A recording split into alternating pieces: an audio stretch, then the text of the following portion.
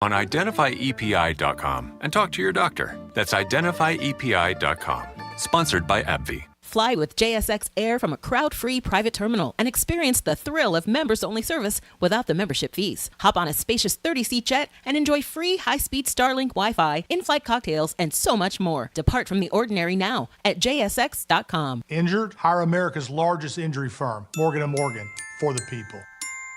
This is Clay Travis. Here's what's trending from the iHeart Sports Network. Presented by DraftKings Fantasy Sports. Another practice day for the Dolphins as they get ready to visit Kansas City Saturday. Tyreek Hill, Jalen Waddle, and Raheem Mostert were all limited in practice yesterday. The forecast for KC Saturday, frigid temperatures around 0 at kickoff. DraftKings line as the Dolphins as 4.5-point underdogs. The Heat made news by signing Eric Spoelstra to an 8-year extension. And college basketball tonight, the Hurricanes in action hosting Louisville. I'm Matt McCoy. Check out what DraftKings has to offer this season with code SPORTS, because life's more fun when you're in on the action. DraftKings, the crown is yours. Gambling problem? Call 1-800-GAMBLER. Age and eligibility restrictions apply. Void where prohibited. See DraftKings.com for details. The podcast, The Bible in a Year with Jack Graham, is a moving and inspiring biblical audio experience that will help you master wisdom from the world's greatest book. In each episode, you'll learn to apply biblical principles to everyday life. Each cinematic episode is a journey through the Bible's most profound stories that will strengthen your appreciation of the Word and inspire you to keep learning. Listen to The Bible in a Year with Jack Graham on the iHeartRadio app or wherever you get your podcasts. What Would Greek Do is brought to you by Monroe's of Palm Beach. This is Real Radio 92.1 and 101.7. Real talk for the Palm Beaches and the Treasure Coast.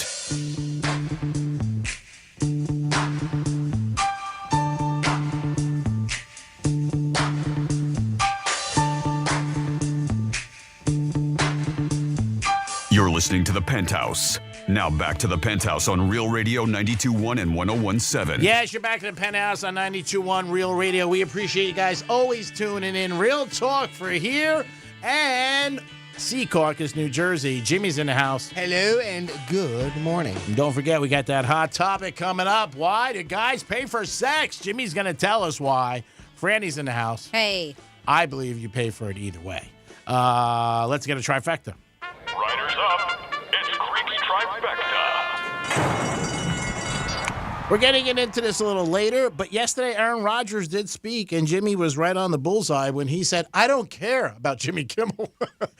He did have his comments about that for about 45 minutes, and we were not surprised. You said that he wasn't going to care about Jimmy Kimmel at all. I don't know where this goes. Now, if Jimmy Kimmel maybe comes back tonight and says something about him. I have some of it, yeah.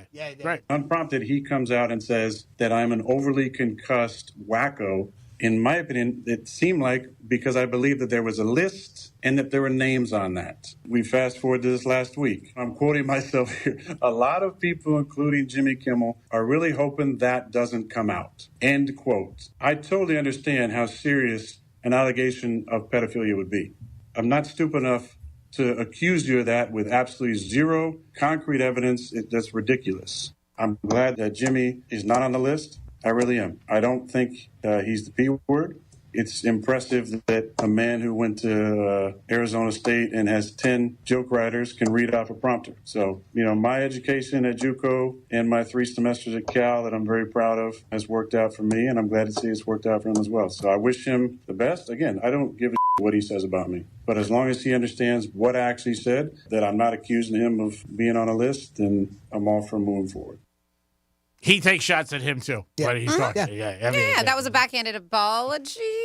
I don't even know how to take that. Yeah, he takes shots at him, just like he took shots. Yes. And that was a little bit pieced together. So, that wasn't just one whole thing. So, but I mean, I read the statement, and I'm sure the both of you did, too, and it's exactly what I expected from Aaron. And, that's what I said. So what's next? He was on 45 minutes.